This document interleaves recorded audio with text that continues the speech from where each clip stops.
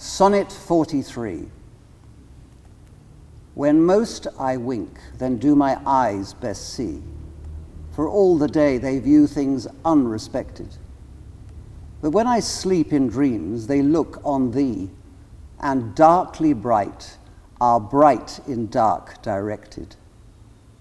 Then thou, whose shadow shadows doth make bright, how would thy shadow's form happy show to the clear day with thy much clearer light? When to unseeing eyes thy shade shines so. How would, I say, mine eyes be blessed made by looking on thee in the living day, when in dead night thy fair imperfect shade through heavy sleep on sightless eyes doth stay. All days are nights to see, till I see thee, and nights bright days, when dreams do show thee me.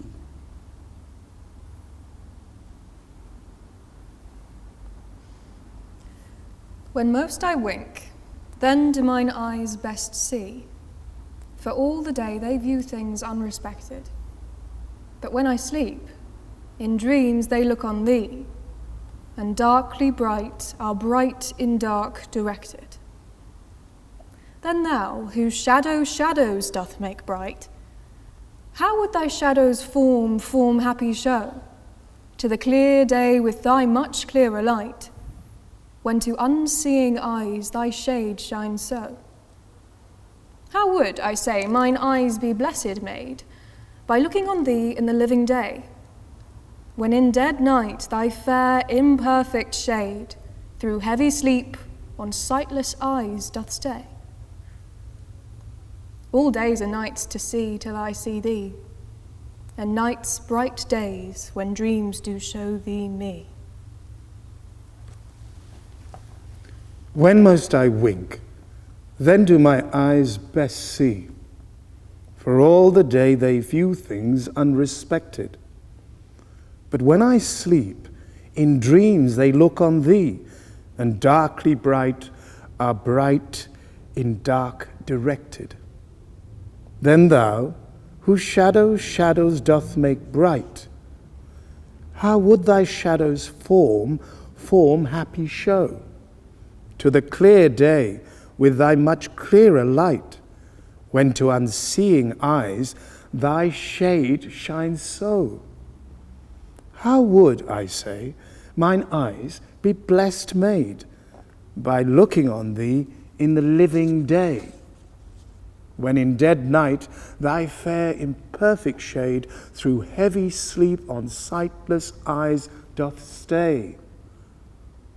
All days are nights to see till I see thee, and nights bright days when dreams do show thee me.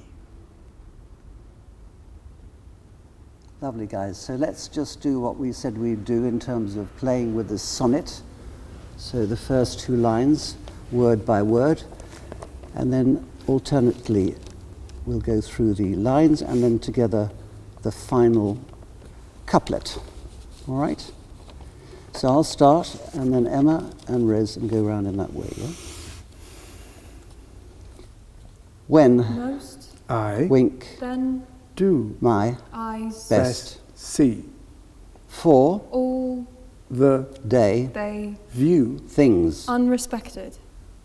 but when I sleep in dreams they look on thee, and darkly bright are bright in dark. directed. then Thou Whose shadow shadows doth make bright. how would Thy shadows form happy show to the clear day with thy much clearer light, when to unseeing eyes thy shade shines. so how Would I say mine eyes be blessed made by looking on thee in the living day, when in dead, night, thy fair, imperfect shade, through heavy, sleep, on sightless, eyes, doth stay, all days are, nights, to see, till I see, thee, and nights, bright days when, dreams, do. show. thee. Okay, that wasn't what we were going to do. But anyhow, it's tough, isn't it, when you have to... Let's do what we were going to do, which is the first two lines like that, and then alternate lines each. Right. Okay. So just the first two lines. All right. So, Rez, why don't you start, and then myself, and then Emma will go around that way? Yeah, so Lovely. When most. I wink Then do my eyes best see for all the day they view, things. unrespected. but when I sleep in dreams, they look on thee. And darkly bright are bright in dark directed. Then thou, whose shadows doth make bright, How would thy shadows form happy show? To the clear day with thy much clearer light. when to unseeing eyes thy shade shines so, How would I say, mine eyes be blessed made? By looking on thee in the living day. when in dead night thy fair imperfect shade Through heavy sleep on sightless eyes doth stay. All days are nights to see till I see thee, and nights bright days when dreams do show thee me. Good. So, what does it mean? Well, we discussed earlier that Shakespeare liked to play with words, and the sound of the word was very important. And he loved to play with words as well. So take the first line. When most I wink, when most I'm asleep. Yeah? When most I'm asleep, then do my eyes best see. So when I'm asleep, I see best. Yeah? And then there's the question as to whether he means best as in his sight is better, or whether he prefers the things that he sees when he's asleep. Because unrespected could be things he doesn't care about. Or Okay, things we that haven't got aren't to that line important. yet. So, when most I wink, then do my eyes best see. For all the day, they view things unrespected. And we said that specio was a mirror. So we have the sense of respect, but we also have the sense of reflection, which is what how the eyes work, isn't it? So at the same time, they're both at the same time. For all the day, they view things unrespected. So it's an interesting word that in our daily life, do we show respect? Do we actually see what is in front? Are we awake? If we are awake, we would presumably show respect normally, and kindness and all the rest of it. But the world doesn't seem to operate like that. No. And perhaps there's no respect, and perhaps our apparent waking is not quite as awake as we think, perhaps, in relation to that line, unrespected. So, when most I wink, then do my eyes best see. For all the day, they view things unrespected. But when I sleep in dreams, they look on thee, and darkly bright are bright in dark directed. All right, tricky. But when I sleep in dreams, they look on thee. So we assume thee is the beloved, don't we? Yeah?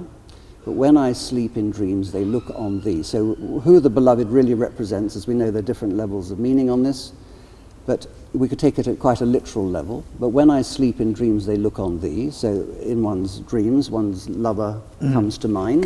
Yeah? And darkly bright, so it's the dreams are in the dark, but the appearance of the beloved brings a brightness to the darkness, one might say, yeah? And darkly bright are bright in dark directed. What does that mean? Well, it's metaphysical paradox. I like to think of it in like the medieval sense. Like, do you know Julian of Norwich? Yes. It was an anchoress who had those visitations. Christ visited her when she was really ill. And when she describes, she's lying in bed and she sees this fiery vision of Christ in the darkness. And I quite like imagining it in that sense, where it's this sort of strange and unknowable contrast between light and dark that cannot be comprehended by. That's right. Human. And actually, this is a particular rhetorical form because he switches the two words. You have darkly bright and then bright in dark. He switches it. And this is a particular rhetorical form that has some ghastly Latin name I can't remember. But the point about these rhetorical forms is they have an effect. So often it's a kind of paradox created in the mind, so that you can't, as it were, in your normal sleepy, logical way, make sense of it. So you have to take a second look. So this is the power of this kind of language, I think. And as you say, in a way, it can be read in different ways. That's the point, really. And darkly bright are bright in dark directed. So that's the first quatrain. As we know, it's an evolution of the quatrains to the final denouement of the couplet.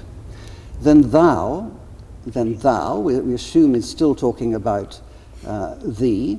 Yeah, we had thee and now we've got thou. Then thou, whose shadows doth make bright. So we assume the beloved has the effect of making the shadow of the mind perhaps bright. So there's a brightness in the mind. Would that make sense? Yeah? Kind of an awakening. An awakening, yes. Then thou whose shadows doth make bright, how would thy shadows form happy show? How would thy shadows form happy show? Let's read the next line. To the clear day with thy much clearer light. How would thy shadows form happy show to the clear day with thy much clearer light? What do you make of that? He's talking about how her, or the beloveds, which we're not sure of. We don't know who they are. Because it has different levels of meaning. Couldn't possibly communicate with the day, or couldn't, I guess couldn't become one with the day, or in any way exist with the day, because her light and her sort of, I'm using the pronoun her, sort of transcendental wash of enlightenment isn't compatible with daily quotidian life, I guess. So the clear day, he differentiates, doesn't he, between the clear day and thy much clearer light. Yeah. So the clear day, so it might be a beautifully sunny day, but in relation to that beautifully sunny day, that is as nothing to thy much clearer light. It's like a different league, it's a different dimension of light. So there's a clear differentiation there, isn't there? And then when to unseeing eyes, thy shade shines so. So unseeing eyes, thy shade shines so. So the unseeing eyes, is that relating to being the sleep, the act of sleep? It's literally eyes, but it's also, isn't it, the third eye or the subconscious eye of seeing and sensing things? Because the previous line was about you can't see the form if you think in a normal daytime way of living. Yes. And then the actual seeing is something else. It's taking you much. But it seems you need to have unseeing eyes to realize that this much clearer light It's the self-comprehension appears to be shade, Yeah. but it's actually the brightest light. So this is interesting, isn't it? That this apparent darkness is actually the brightest light. But to unseeing eyes, or you need unseeing eyes in the normal literal sense to be able to see through the illusion, if you like, and see this much clearer light. That kind of idea. Sure. Does that make sense? God, it's so deep. It is so deep. And then, how would I say, mine eyes be blessed made by looking on thee in the living day? How would I say, mine eyes be blessed made by looking on thee in the living day? I think we have to read on. When in dead night thy fair imperfect shade through heavy sleep on sightless eyes doth stay. Let me read the 4 lines again. How would I say, mine eyes be blessed made by looking on thee in the living day, when in dead night thy fair imperfect shade through heavy sleep on sightless eyes doth stay. So what about that? So it's not about ordinary sleep. It's the heavy sleep, which is rising to a consciousness which is not with this plane. Yeah. So how could so he can see her in dreams, but the question is, how could he see her, or this, in the living day. How would that be possible? He's explained how it sees it at night in dreams, the beloved. So how would it be possible in the living day, which is really a kind of sleep? So in that situation, how would it be possible when in dead night thy fair imperfect shade, through heavy sleep on sightless eyes doth stay? So that's interesting. When in dead night, which is the depth of sleep, thy fair imperfect shade, through heavy sleep on sightless eyes doth stay. It's tricky. Any thoughts? I just think in terms, because so many of Shakespeare's characters in his plays are fixated with sleep and the lack thereof. We were talking about Macbeth this morning, but then there's all of the kings seem to have problems with sleep too. And he always talks about it in the context of it being like a necessary and healing force. And the perfect complement to daily life is this kind of other life, or this sort of flip side of the coin, which is sleep. So I guess if he thinks about sleep in that way, which is healing and reforming, and it's like a balm, then all good things must visit you in your sleep, I guess. It must have, especially if it's deep, if he's having this healing sleep, then it makes sense that she comes then. And it doesn't make sense at all that she would come in the day. So when he's saying, when in dead night, thy fair, this is the beloved, thy fair imperfect shade, so at night, the vision of the beloved is a kind of imperfect shade. The shade is darkness, but it's an imperfect version, despite that. Through heavy sleep, on sightless eyes doth stay. So sightless can be seen in different ways, can't it? Because when you're heavily asleep, there's no, when there's no dream, there's no sight. But when there are dreams, you're living in a dream world, and that's taken to be reality, isn't it? Let's move on. All days are nights. All days are nights to see till I see thee, and nights bright days when dreams do show thee me. All days are nights to see till I see thee. So again, the apparent light of the day is a kind of sleep, and the only thing that will awaken me to the fact that it is a sleep, although it appears to be light and reality or whatever, is seeing you, the beloved, whatever the beloved really means here. So the beloved is the key to the awakening from the sleeping day, as it were, or the sleeping, the effect, the illusory idea of being awake. So all days are nights to see till I see thee, and nights bright days when dreams do show thee me. So it's the flip side. So the nights become bright days when the dreams show thee me. So in a way he's reiterating what he said. So the beloved lights up the sleep of night. So there's a flip here. So the days are illuminated truly through the beloved, and equally the nights are illuminated truly through the beloved. That's a sense of it anyhow. There's a lot more in it. And also I think when we were looking at sonnets, you'd said that obviously the quatrains, the debate that goes on and progresses it, and at the last two lines it kind of summates it all. Yes. And brings it back to the circle of where it began. Yeah, so it catches the essence of the whole thing. There's a lot more I'm sure we could say and find in this. But that is great. Thank you very much.